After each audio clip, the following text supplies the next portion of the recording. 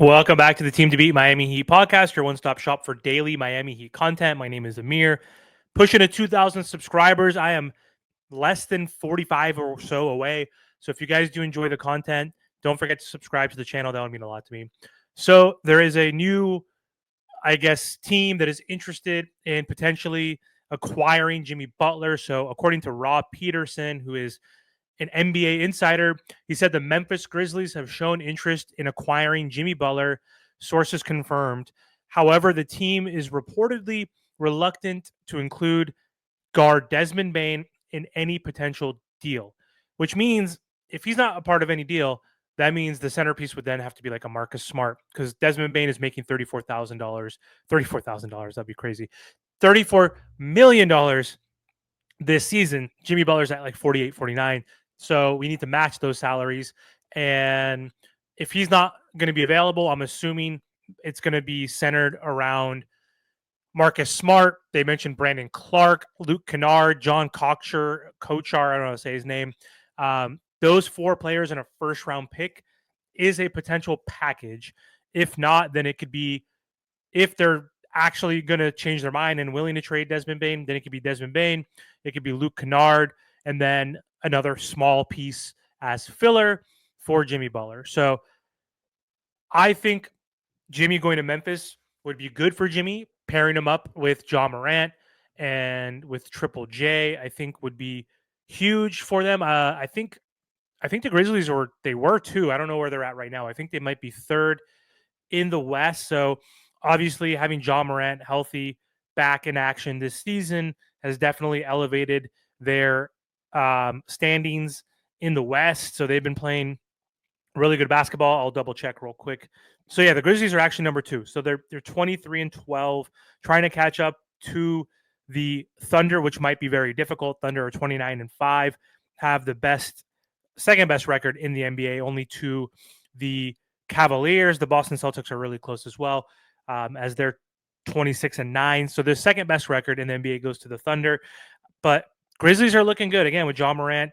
Adding Jimmy Butler to them will give them another championship caliber type player, a playoff all-star, if you will, since Jimmy Butler has not been an all-star the last couple of seasons and won't be this season. But I think it's an interesting trade package. I think it might be the best trade package, even the one without Desmond Bane. If you get Marcus Smart, who has been a pest and a thorn to the Miami Heat's side and a rival to the Miami Heat when he was on the Boston Celtics, he fits in with Miami Heat's culture, but he's older. He's been banged up. He's not the same. But getting Kennard, you get another sharpshooter. Then Concher is, I think, a good backup point guard you can have in the system. So there are some pieces. Plus, you get a first-round pick. So Jimmy Butler has basically tarnished his value by basically saying he doesn't want to play for the Miami Heat anymore. And now teams know he wants to be traded. He requested a trade. So his value is not going to be as high. And I think teams are going to be trying to lowball the Miami Heat for now.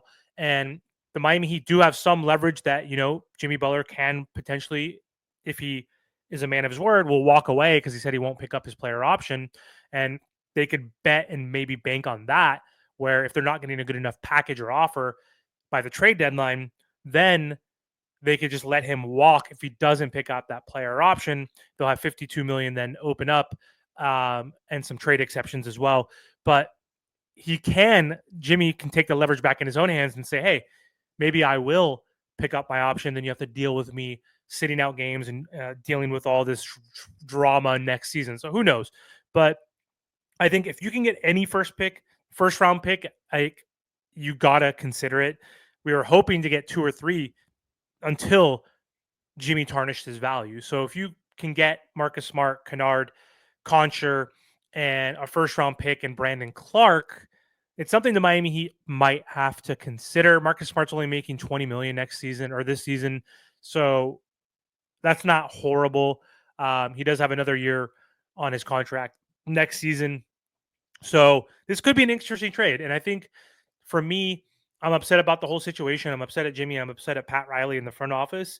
But either way, this is not tarnishing what Jimmy Butler did for this organization. The amount of fun that we've got to have watching Jimmy Butler take this team from unexpected scenario where we got to go to the finals 2 times in the past 5 seasons. So I love Jimmy Butler. I want him to win a championship still moving forward. And I love the Miami Heat. I'm a Miami Heat fan first and foremost. So I think it makes sense from a business perspective not to give Jimmy Butler 50 plus million, $60 million when he's 37, 38 years old. So this could be really a good option for the Miami Heat, and it could send him to the West and to a contender and give him a good shot. So too bad it's not amicable, and we couldn't have just agreed to part ways in a friendly manner without Jimmy Butler having to demand and request a trade. But it is what it is. So anyway, what do you guys think about Jimmy Butler going to Memphis? What do you think about the package? What do you guys think is going to happen? Like, where do you think he's going to end up? Do you think he can end up in Memphis? And do you think he will get traded by the deadline, or do you think we're going to try to deal with him this offseason? Let me know in the comments.